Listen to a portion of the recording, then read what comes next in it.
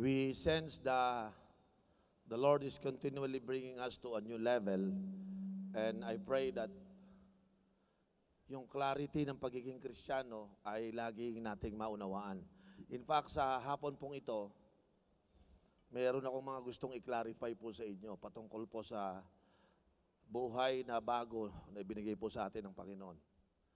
Sapagkat sa panahon po natin ngayon, ang Pilipinas po is 78 Catholics, 78% Catholics out of 104,000. 104 million. 78% are Catholics, 12% are Christians, and the remaining percentage are coming from different religion. So apparently, Philippines was considered one of the largest numbers of Christian population. So the Philippines was known to be a Christian nation.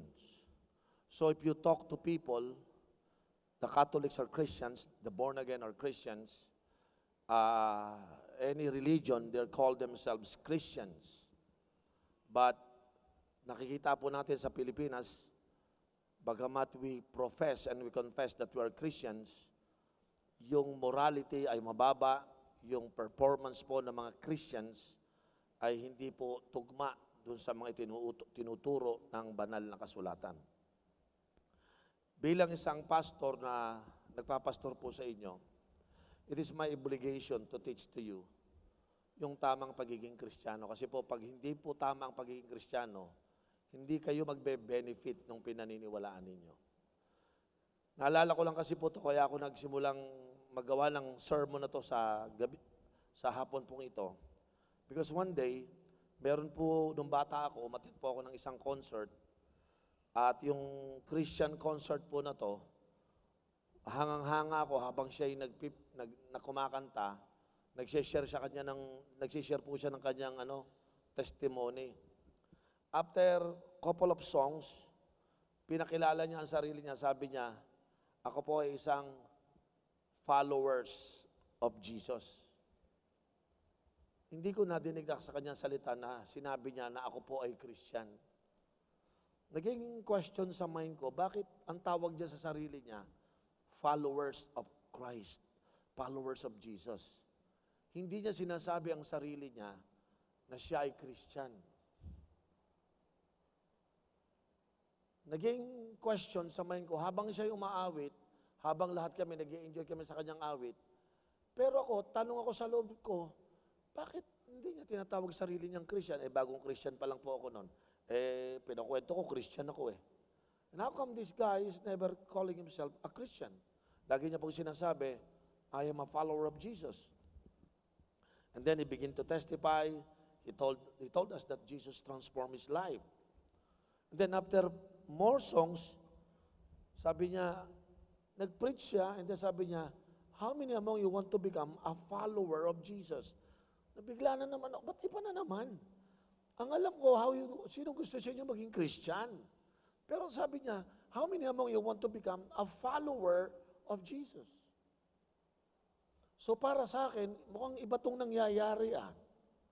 And then nakita ko, maraming mga kabataan katulad ko pumunta sa harapan because they are making a decision that is starting that day, we will become followers of Jesus. Isa po ako sa mapuntang harapan. At ang sabi ko, yes, I want to become a follower of Jesus. So at the back of my head, ano ba pinagkaiba ng followers of Jesus tsaka ng isang Christian? Nung nag-preach po itong aming singer nito, in-address niya. Again, in-address niya pa rin, I am a follower of Christ rather than Christian. At ang sabi niya, you can be also a follower of Christ. Naunawaan ko lang malinaw to nung after na sinabi niya ang salitang, mga kapatid, too many Christians, too many people today claim to be Christian, but they have no intention to follow Jesus. Naku, para may sumabog sa utak ko. Ulitin ko. Too many people want to be Christians, but they are not willing to follow Jesus. Doon na patulala po ako at ang sabi ko, tama tong mama na to. Maraming gustong maging Kristiyano, but not everybody is willing to follow Jesus. Kaya pala tawag niya sa sarili niya, I am a follower of Jesus. Bago po ako magpatuloy, malulungkot po ako dito kung kayo naging Christian na ngayon, but still you are not following Jesus. The intention of this church is not to produce Christians. The Doulos for Christ Family's intention is to produce true followers of Jesus. Siguro halata na topic ko ngayon, ano? Hulaan nyo, ano topic ko ngayon? The followers of Jesus. Amen po ba? Because sa totoo lang po, as a pastor for the last 27 years, magto 28 na po ngayon, tama po, too many Christians claim to be Christians. But when they have no real intention, makita nyo nila, wala silang intention to become a true followers of Jesus Christ. I changed my mind when I became a pastor. I should not invite people to accept Jesus as their Lord and Savior. You need to count the cost of being a disciple and being a true followers of Christ. As a pastor, I need to challenge you constantly to be a true followers of Jesus Christ. And that is for life, not just for a few years, few months, or few weeks. But I have to challenge you to become a true followers of Christ throughout the rest of your life. Itong singer po na ito, I think, well captured niya kasi yung essence ng pagiging Kristiyano. Alam nyo, if you don't capture the true essence of Christianity, you will never even think about how to follow Jesus. You just satisfied, accept ko na si Lord, tinanggap ko na siya. But are you following? Hindi, in-accept ko na naman siya. That's why ang daming tao nag-accept kay Christ, pero ngayon hindi pa rin maayos ang buhay because they thought they are just accepting Christ, and then after that, they don't even want to follow Jesus Christ. Alam niyo po, it's good to make a decision for Christ. It's good to have an experience of salvation.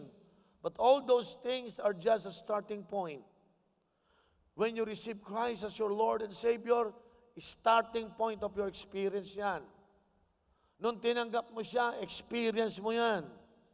But the question is, what we do to the rest of our life, it will determine the validity of your being a Christian. Yan po ang katotohanan. Yung decision at experience, mahalaga. Pero ibabalidate mo po yan kung talagang sumusunod ka sa ating Panginoon. Because for me, Christianity always has been and always be about following Jesus. Tama, wag nating i-promote ang pagiging Kristiyano. Pag may nagtanong ko sa'yo, Christian ka, sabihin mo sa kanya, I'm a follower of Jesus. Kasi pag sinabi mo yun, mahihiya ka eh. Tama. Kasi ang dami mong kaopisina, puro Christian, classmate mo, puro Christian eh.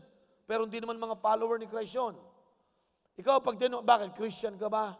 Eko sabi sa kanya, are you asking me that I'm a Christian? I will tell you, I'm a follower of Christ. Because there is a big difference between a Christian and a true followers of Christ. Sino sa inyo, masasabi nyo, taas nyo ang kamay nyo, you are a follower of Christ. Come on, taas nyo ang kamay. Yung iba, hindi makataas ng kamay. Because you never follow Jesus. You just want to be a Christian by confession. But you don't really follow Christ.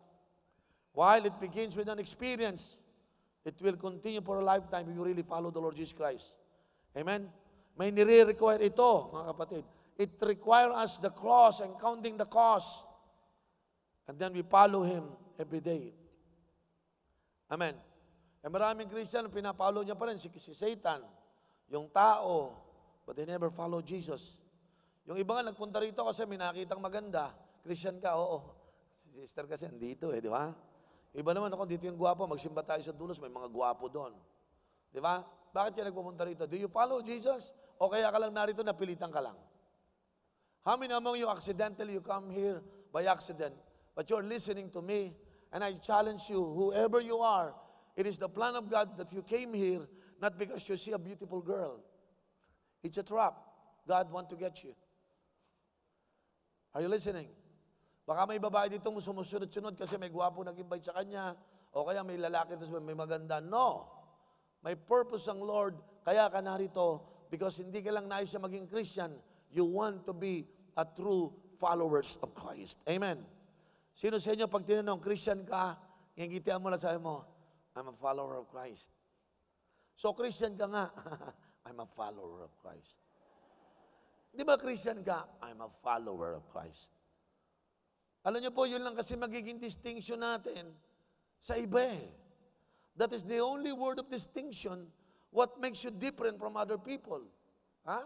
Christian ka, nangungopia ka. Ha? Christian ka, nagdodota ka, nagsisiyosi ka, inuubos mo yung pera na mo, Christian ka. That's not the sign of following Jesus. Are you listening? Christian ka, boyfriend mo, 3. Christian ka, kalalaking tao mo, may boyfriend ka. O, di ba? Parang ang labo ata nun. Di ba? Christian ka, tamad ka. Christian ka, suwail ka, pasaway ka. So, what's in that? What's in it? Ano meron doon? Para sa akin, ang totoong Kristyanismo, mga kapatid, ay sila po yung followers of Christ. Amen? Sabi mo nga sa katabi mo with conviction, you know, I'm a follower of Christ. Sabi mo sa kanya, hallelujah. Yung iba naman, kaya nagpupunta sa church, mga followers ng mga famous preacher, famous teacher. Kaya kita mo, minsan natatawa si mga Christian, ba't ka nag-church doon? Eh kasi doon, andun yung magaling na healer, andun yung magaling na preacher. E pala, follower ng preacher. Pag yung preacher hindi nagpipreach, ayaw umattend.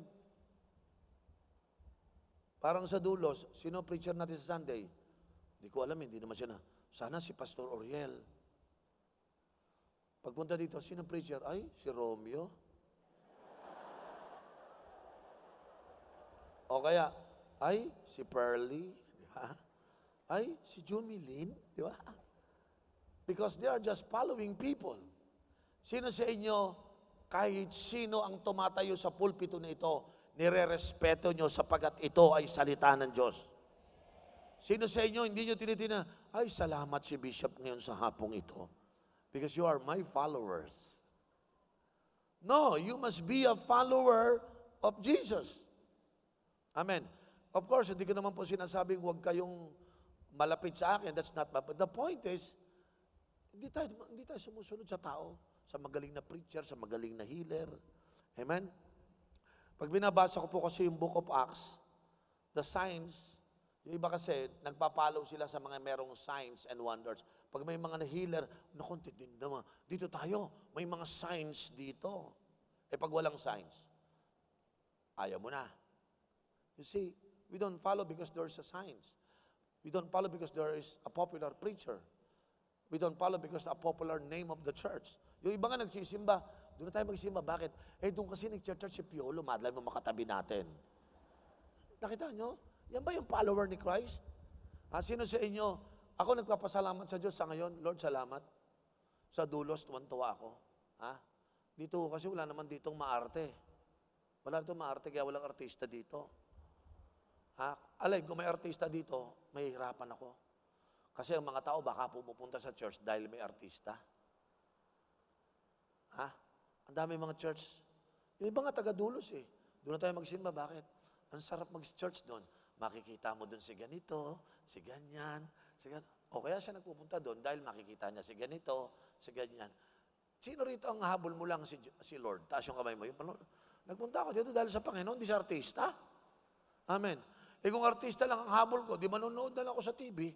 Malapit pa sa akin. Amen. Tama po ba?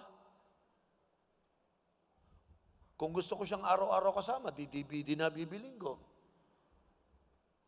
You see, meron na tayong mga maling pananaw. Following Jesus is so important. Important thoughts yan, mga kapatid.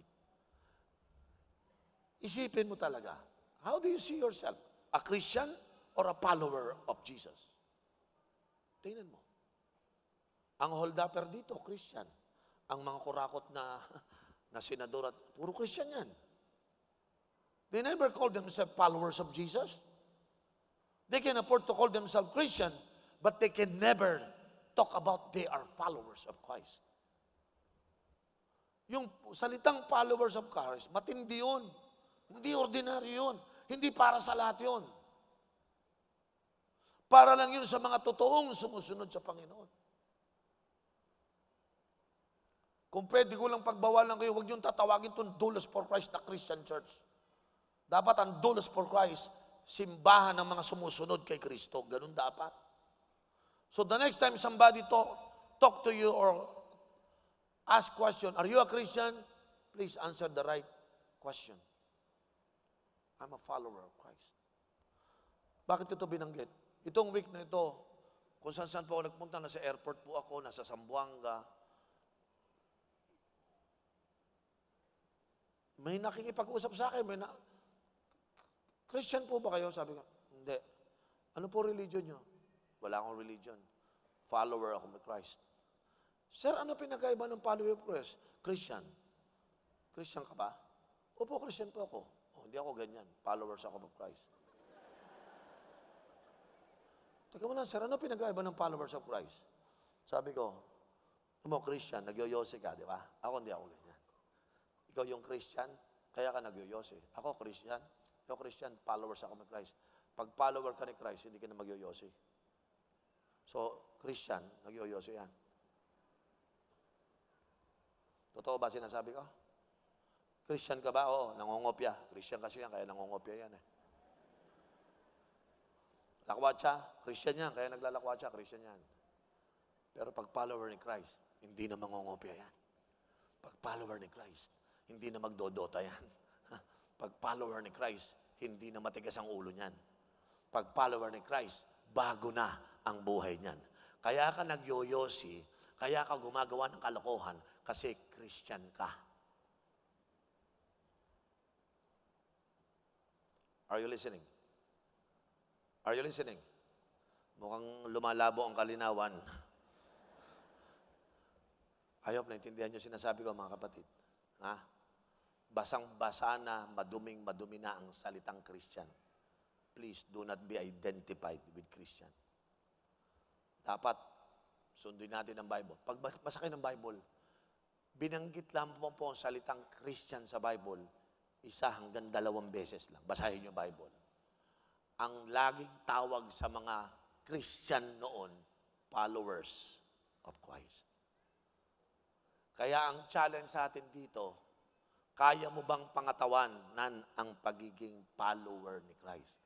Kasi ang pinupuntos ko dito, yung genuine, na totoong sumusunod sa Panginoon. Alam nyo, ako paniwala ko, kung ang dumalo ngayon sa hapong ito, mga genuine na follower ni Christ, ilang panahon lang mapupuno na natin to. Sino naniniwala? Pero pag ang kasamahan ko, mga Christian, maubos tayo dito.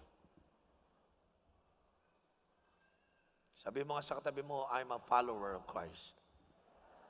How many mo you want to follow Jesus? Sumigaw ng amen. Naniniwala ba tayo?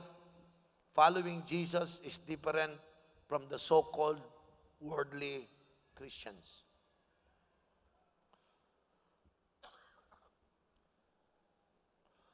When you follow Jesus, you will be required on something.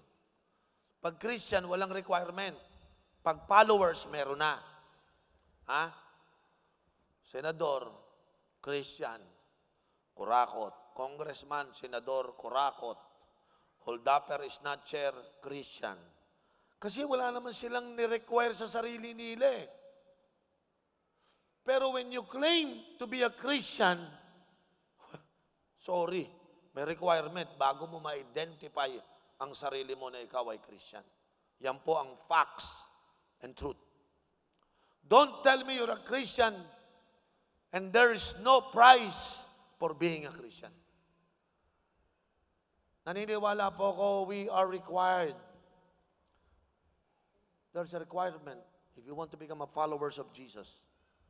Basahin po natin sandali ang Luke 14:28. Ito po yung unang requirement May natutunan ba tayo, mga kapatid? Ano ang unang requirement? Basahin natin, mga kapatid. Luke 14:28. Suppose of you wants to build a tower, won't you first sit down and estimate the cost to see if you have enough money to complete it? Verse 29. For if you lay the foundation and are not able to finish it, everyone who sees it will ridicule you. Verse 30. Saying this person began to build and wasn't able to finish. Sabi po ng Bible, bago daw tayo magtayo ng isang bagay, we need to count the cost. Say that word, count the cost. Isa pa po, count the cost.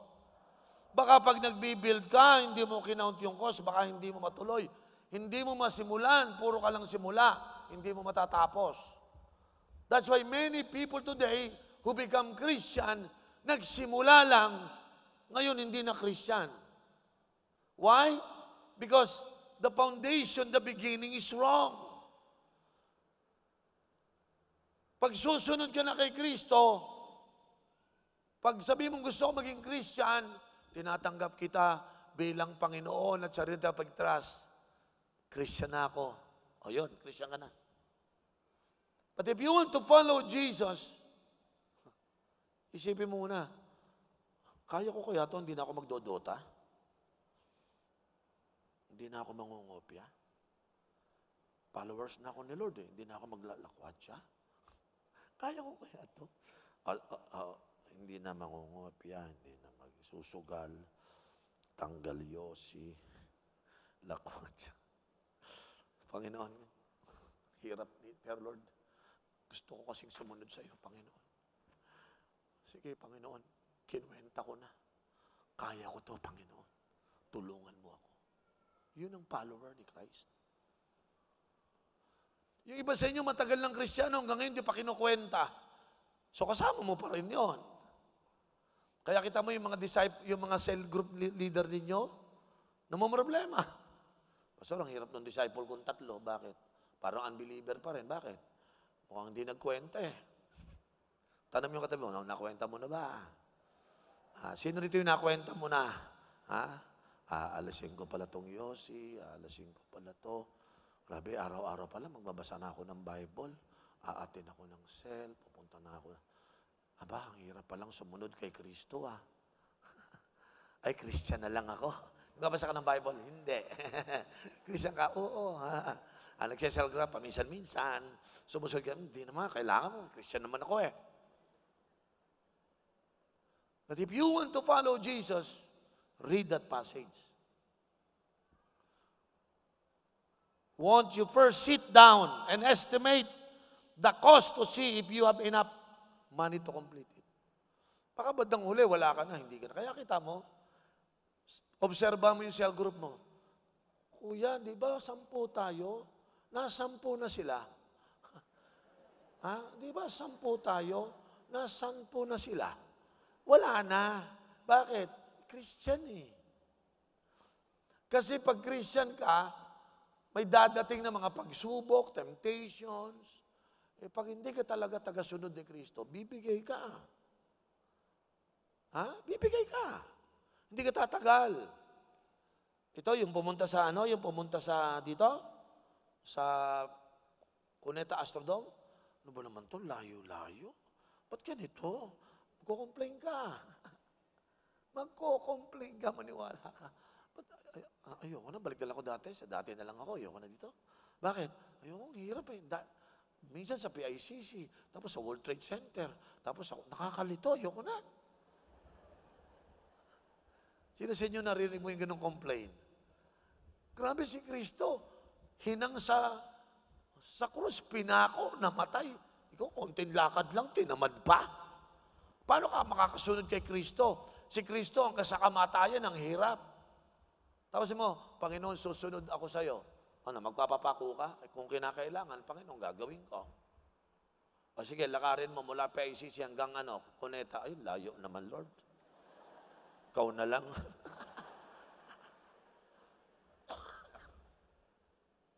Sino po may natututunan? Ano pinagkaiba ng Kristiyano sa followers of Christ? Malaki. Kasi yung mga nagpapalo kay Christ, they have already count the cost. Why? They are following Jesus. Amen. Tama po ba? Sabi mo nga sa katabi mo, number 1, count the cost. Those who follow Jesus, they have already count the cost. Meron kang babayaran, may cost yan. Amen. Hindi libre. While Jesus is dying on the cross, are you willing to die also on the cross? You have to pay the price. Kaya nga, bago mo bayaran, kwentahin mo muna. Ha? Tandaan mo yung mukha ng katabi mo. Ewan ko sa next week, and dyan pa yan. Kasi baka sabi niya, ang hirap pala. Kaya kita mo, sabi ng, totoo ba nakalagay sa Bible? Anong version sa Matthew? Lumalakad doon sa papuntang kapahamakan, malawak na daan. Yung doon sa mga patungo sa langit, makipot na daan. Kasi nga, yung mga taong dumadaan sa makipot, willing silang lumakad doon sa makipot because they have counted the cost. Yung nasa malawak, pa-easy-easy lang yon. Ano dito tayo? Mas madali dito. Walang devotion, walang cell group, walang pepsol, may kampa, may dami dito. Wala, oh. Patay, tepok. Bakit? Daan ng kapahamakan, madali sa umpisa, sa dulo, iyak. Samantalang sa daan ng katuwiran, makipot yun, mahirap, pero doon, buhay na walang hanggan. Are you listening? No wonder only few people want to follow Jesus. Because of the cost. Ang labanan dito yung cost. Kaya if you want to follow Jesus, count the cost. Sabi mo ulit sa katabi mo, count the cost. Isa pa, sabi mo sa kanya, uy, count mo cost talaga, ha? Baka yung katabi mo, hindi kinakount the cost. I encourage you, take time. Magbigay kayo ng quality decision. Quality decision kasi yan eh. Bakit ka na backslide? Walang quality decision niya eh. Haphazard, pabigla-bigla lang yan. Yes, Lord, susunod na ako sa'yo.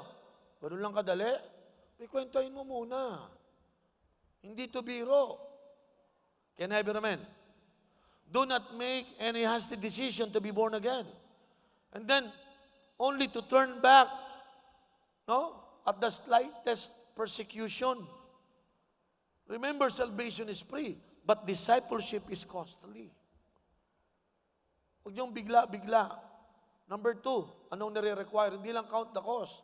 If you want to follow the Christ, then you must carry the cross. Ano sabi ng Luke 14:27? Luke 14:27. Pakibasa natin to. Whoever does not carry their cross and follow me cannot be my disciple. Hindi ako may sabi niyan. Ang Bible. He said that anyone who does not carry his cross or whoever does not carry their cross and follow me, they cannot be my disciple. So yung mga followers ni Christ, if you said, I follow Jesus, titignan ko lang yung kamay mo kung may carry kang cross. No one should follow Jesus with an empty-handed. There must be always cross in your hands. Every follower of Jesus must have his cross in the hand at all times. Pastor, ano ba yung mga cross na ito? Remember, 2,000 years ago, if you hear the word cross, it was used to kill people. Yan ang cross. Nung araw, pag sinabing, padali mo ng cross, papatay na yan. Papatay na yan. Jesus died on the cross because when you carry the cross, you carry the idea that you are willing to die for something. Yan ang ibig sabihin noon. Tayo, dali natin ipagpalit. Sa kopyahan lang, deny na si Lord. Di ba? Si Kristo o kopya? Kopya. Diba? Hindi natin kayang i-carry yung cross na yon. It used to be an instrument to kill people. It was not a decoration compared to ngayon. Grabe mga Pilipino ngayon. Pag sinabing cross, naka-kwintas na cross, naka-hikaw na cross, naka-porcelas na cross, naka-t-shirt na cross. It was not a decoration. It is a sign of death. During the times when Jesus said, "Follow me," and you must carry the cross. Ibig sabihin, you must carry the sign of death in your body. Because cross-carrying implies self-denial and self-sacrifice. Come on, say that word. Self-denial and self-sacrifice. Ano ibig sabihin yan? When Jesus said to His disciple, "Come, follow me, take up this cross," ibig sabihin nun, ang true followers ni Christ, meron niyang self-denial. Meron niyang self-sacrifice. Hindi ka pwedeng maging followers ni Christ na hindi ka marunong mag-self-sacrifice. Hindi ka marunong mag-self-denial. You know, believe ako sa maraming tagadulos. Yung iba dito, malayo pa pinanggagalingan. Pero sabi nila, "Lord, kahit malayo, okay lang. I'm willing to sacrifice." You know, because when you love your God, you're always willing to sacrifice. Eh tayo, baliktad, si Lord ang sinasacrifice natin. O paano si Lord? Hindi, hayaan mo na muna siya. Tatablahin ko pati si Lord pag ikaw. Bakit? Because we are not willing to sacrifice for Jesus. Wala na tayo ngayong self-denial. The word self-denial is no longer popular among many believers. Self-denial, we don't even know that word. Are you listening? Uunahin mo yung pagsunod sa Diyos kaysa kagustuhan ng damdamin mo.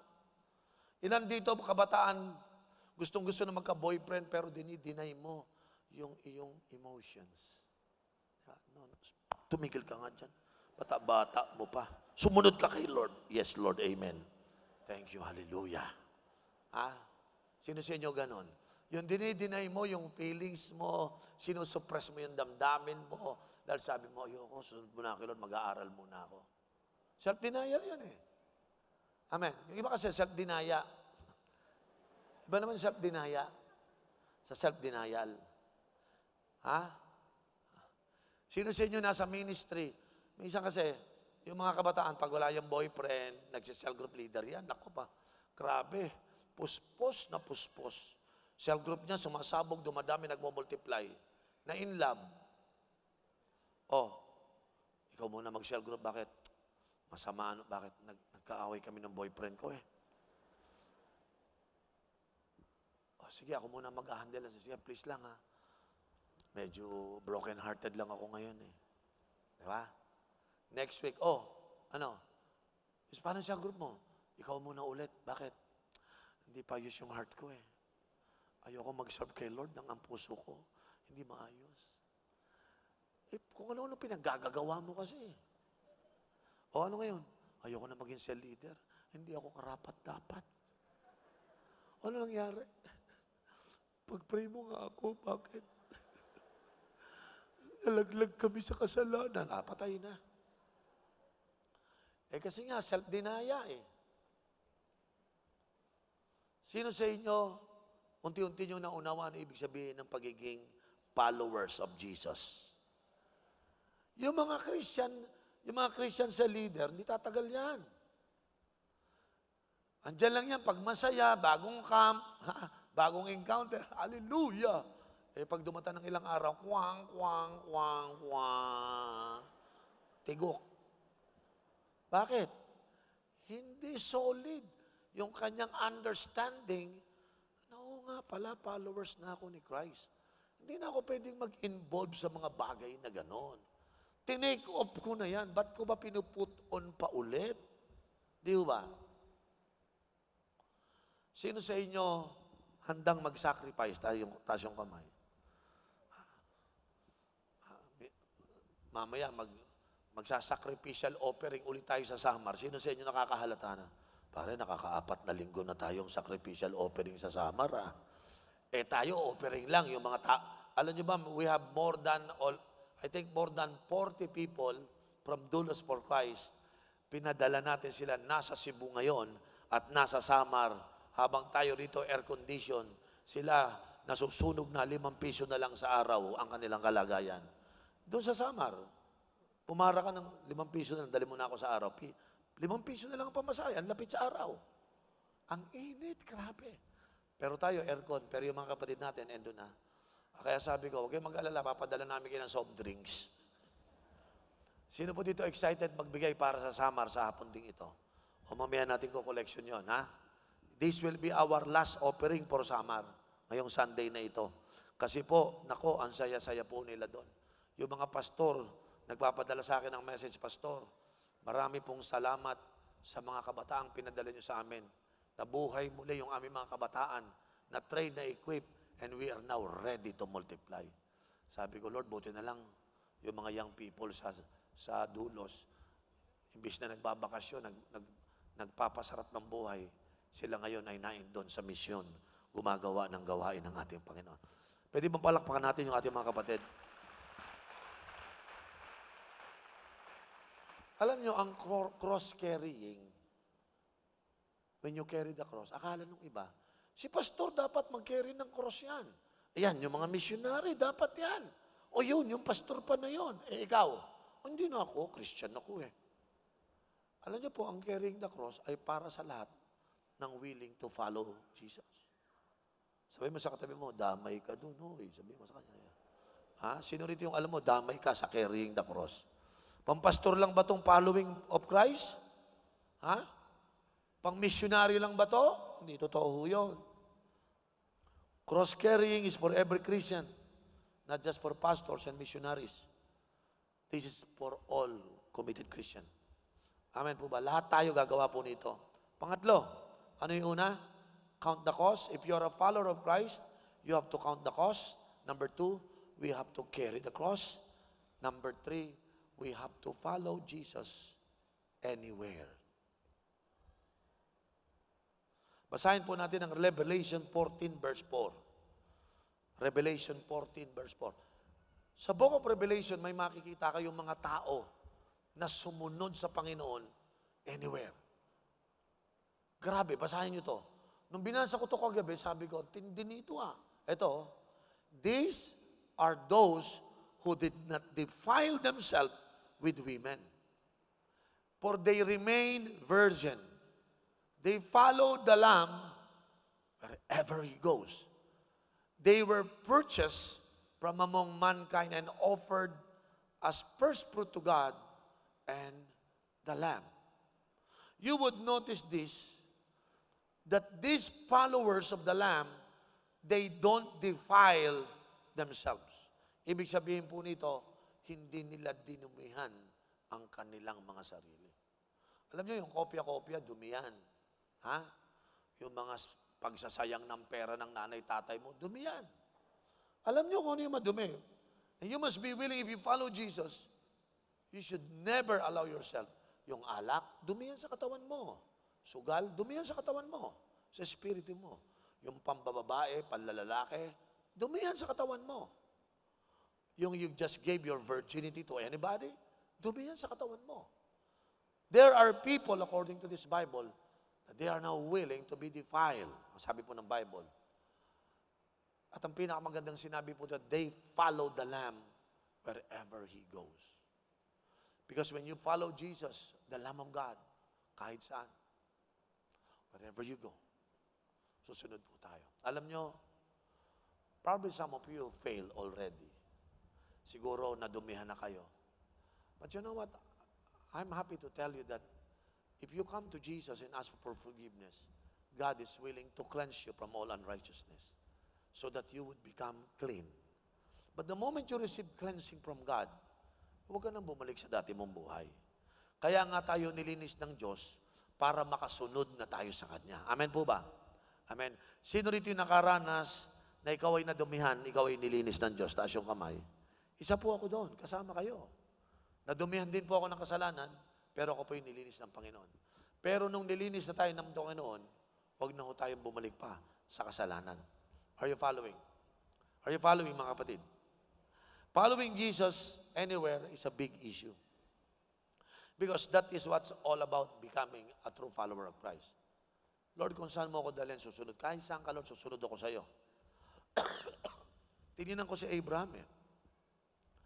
Abraham followed Jehovah God from Ur to Canaan. Peter and the disciples followed Jesus all over Galilee and even in Judea. Paul followed God on his way to Damascus.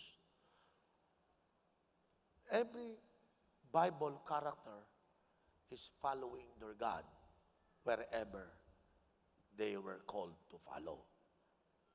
Are you listening? All his disciples follow Jesus wherever he goes. Kaya nga po, kahit napunta sila sa jail, sunod sila sa Panginoon. Kahit saan sila mapunta, sumasama, sumusunod sila sa Lord. Bago ako magwakas, kasi nakita ko, nung nanonood po ako ng concert na yun, tinitingnan ko po yung mga kapwa Christian ko. Sabi ko, Lord, kung magiging kamukha ko tong mga to, hindi ako pwedeng tawagin followers of Jesus eh. Lord, kung tutuloy ko lang yung aking bisyo at masamang gawain, hindi ako pwede maging follower ni Jesus. There's a day that you will be committing yourself. You will count the cost. Are you listening? You will deny yourself. You will carry the cross. And you will say, God, I want to follow you anywhere. Anywhere, Lord. Susunod ako sa'yo. Naranasan ko sumunod sa Panginoon sa mga lugar na hindi ko gusto. Bukas po, pupunta ulit ako sa Samar and I have 1,000 memories in Samar. Kasama ko po si Odi nung siya ay around 5 or 7 years old. Magmi-mission kami sa Samar. Yung ibang misyonary matutulog sa hotel, matutulog sa magagandang bahay. Kami ni Odi, matutulog kami sa stage ng church. Meron po akong dalang baong laging tinuping kulambo. Ang pinaka-ayoko lang, sabi ko, Lord, iligtas mo ako sa lamok. Kasi pag may lamok, naiinis ako, hindi ako nakakatulog eh. So pag ako nagpunta sa isang lugar, lalo sa probinsya, ang number 1 enemy ko, lamok. So gumawa ako ng defense mechanism, kulambo. Yan lang ang kakampi ko. So pag magmi-mission na kami, nandito yung kulambo ko, nakalagay dyan sa likod dyan. Pag sinabing dito na tayo matutulog sa tabi ng puno, Panginoon, lalabas ko na yung kulambo ko.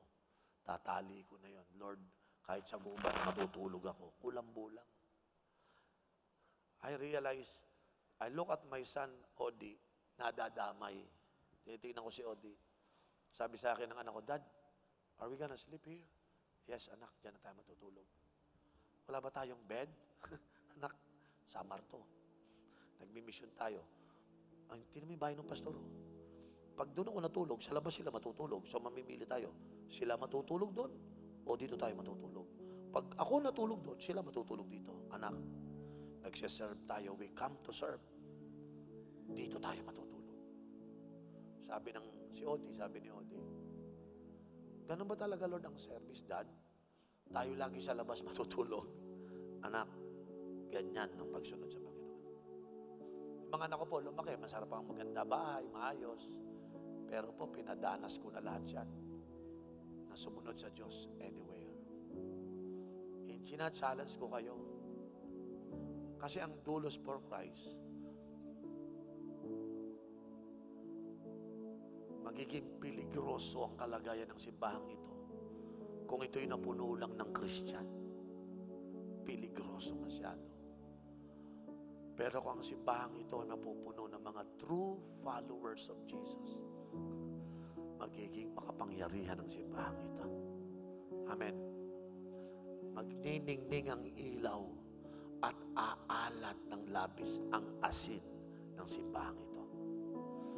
To those people who come here and you never consider following Jesus, I challenge you.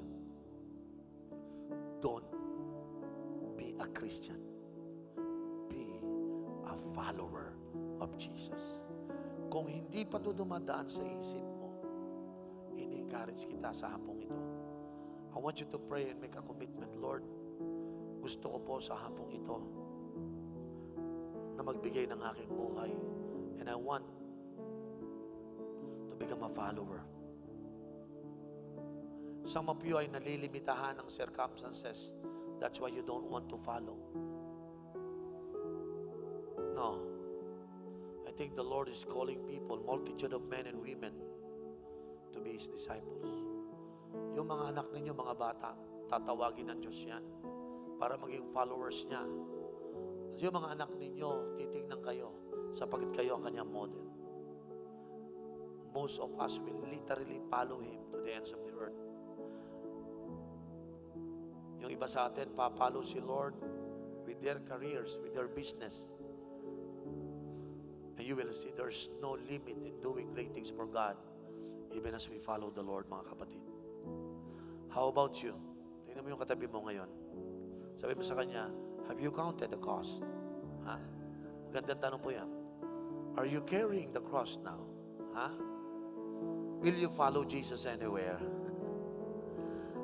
If so, then you are in the adventure of your life.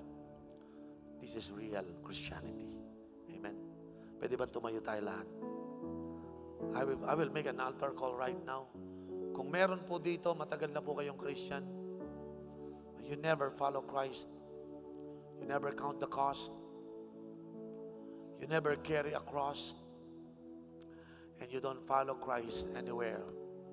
But today you understand that it's not good for us just to confess and profess that we are Christians. It's time to be a real followers. Amen? Ready? Sino yung ready maging real followers? Ha? Hallelujah. Sa dulos, walang Kristyanuhan. Tayo ay totoong mga followers ni Christ. Willing to pay the price if that is the cost. Willing to carry the cross if that is needed to sacrifice. Saan man ako dalhin ng Panginoon? Kumakanta kami ng mag-asawa. Si Ate Jerny, nung bata kami, inaawit namin yung, Lord, whatever you feed us, we will swallow. Walang sweldo, walang pera, but we are willing to follow anywhere. Sarap ng journey namin mag-asawa when we started the ministry. You know why I'm saying this? I don't want you to miss the joy of that journey. Magsasacrifice tayo sa Panginoon, mapapagod tayo para sa Panginoon. Tapos mga after 20 years, maalala mo, it was so glorious. One of the amazing story I received is that when my daughter go back to Samar, at may nakipag-usap sa kanyang isang bata, sabi niya, anak ka ba ni Pastor Uriel? Sabi ni Grace, naglilid na siya ng worship. Oo, anak ako. Sabi niya, alam mo, kaibigan ko, daddy mo. Oo, talaga, oo. Ako yung katabi niya nung binaril siya. Sabi ni Grace, binaril daddy ko? Hindi ko kasi kinukwento sa kanila yung nangyari. Sabi niya, oo, maliit pa lang ako. Nagpipresent daddy mo doon sa Palapag, Northern Samar, sa entablado. Nirat-rat ng mga NPA yung daddy mo. Pero alam mo, hindi siya tinatabla ng bala. Butas-butas ang pader, pero hindi siya tinamaan. Pagbalik po ni Grace from Samar, kinausap niya ako, Dad, hindi mo sa akin kinuwento, binaril ka pala doon. Sabi ko, paano mo nalaman? Dad, may isang batang lumapit sa akin. Then I realized it was 15 years ago. Well, there are some memories that you are willing to put your life at stakes for Jesus. Ngayon po, pag naiisip ko yon, feeling hero, hallelujah. Feel na feel. Sabi ko, Lord, nagawa ko yun.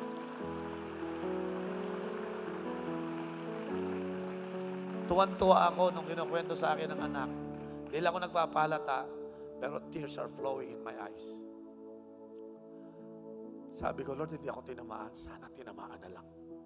Para masasabi ko, namatay ako sa paglilingkod sa Panginoon. Kaya lang buhay. Sana patay na lang.